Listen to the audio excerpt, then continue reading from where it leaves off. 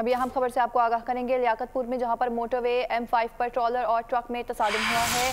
हादसे में 2 अफराद जाँ बहक, लाशें अस्पताल मुंतकिल कर दी गई हैं। हादसा ट्रक ड्राइवर को नींद आने के बाद पेश आया। रेस्क्यू हुकाम के मुताबिक जाँ बहक अफराद की शनाख्त आमिर और शहजाद से हुई है। लियाकतपुर में अफसोसनाक वाक़या पेश आया, जहां पर मोटरवे M5 पर ट्रॉलर और ट्रक में तसादुम के बाइस हादसे में 2 अफराद जाँ बहक और लाशें अस्पताल मुंतकिल कर दी गई हैं। हादसा ट्रक ड्राइवर को नींद आने के बाइस पेश आया, जबकि जाँ बहक अफराद की शनाख्त आमिर और शहजाद के नाम से हुई है।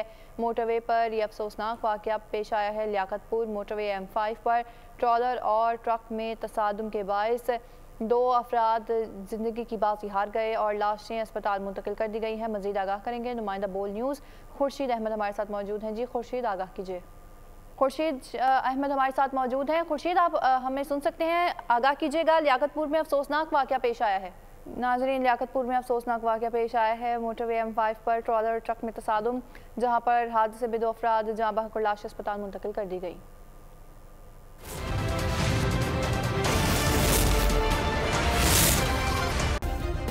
सब्सक्राइब करें और बेल दबाएं ताकि कोई खबर रह न जाए।